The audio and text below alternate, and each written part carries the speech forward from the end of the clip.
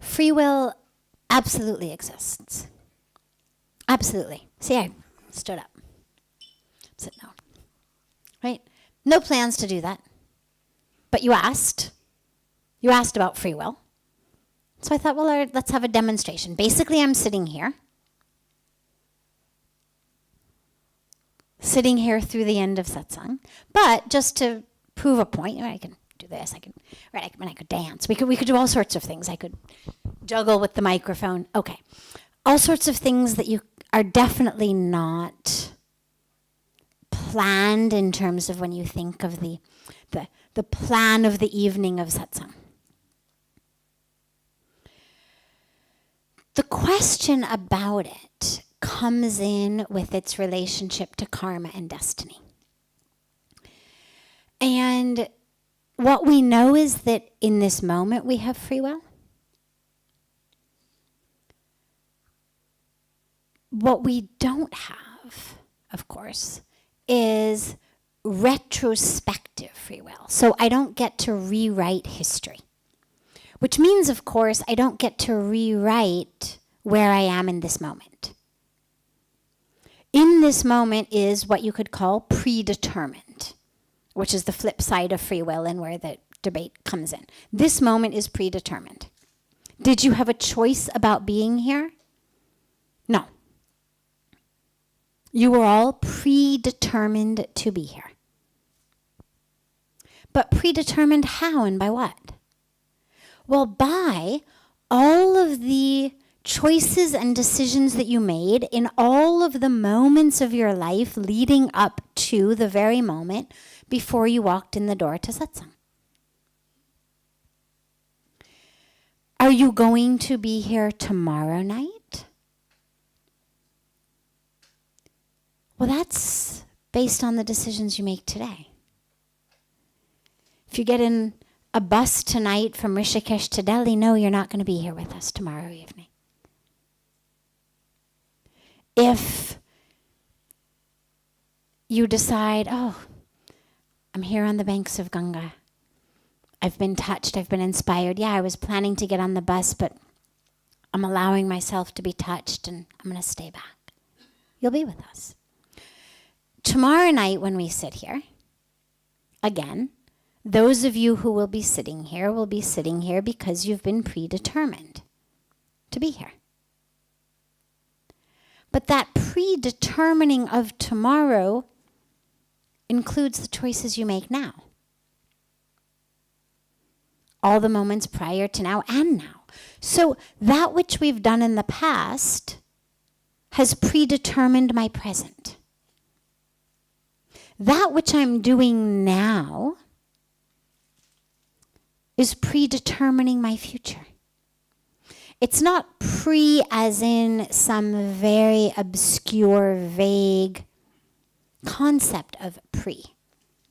It's just determined prior to the moment. Based on your sanskaras, your patterns, what type of person you are.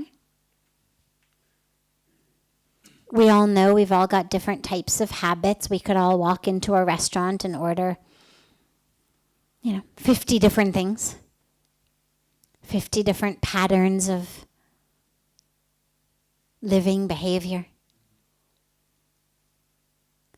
Those are our sanskaras, our patterns, our habits. But we've also all had different opportunities. We have different sadhana practice. I mean, there's innumerable aspects that go into that predetermining, as well, of course, as your karma.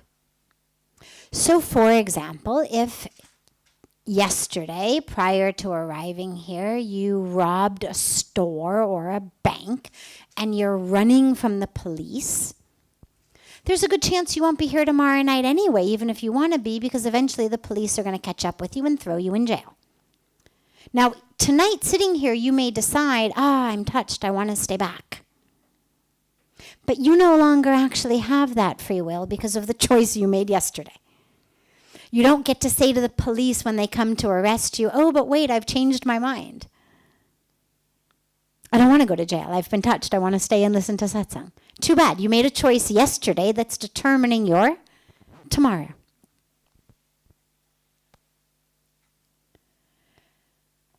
So some aspects, I mean, it's all predetermined, but some of the pre is long ago.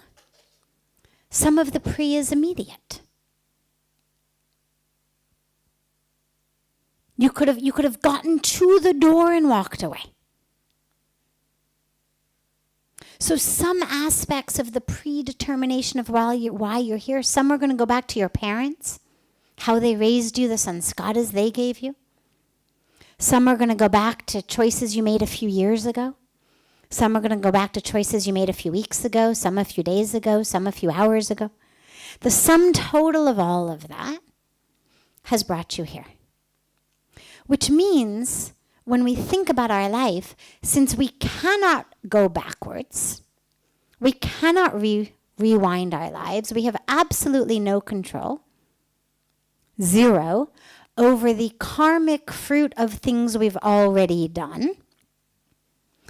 The only piece of the puzzle that we have any control over is the addition to the karmic package of the choices we make now.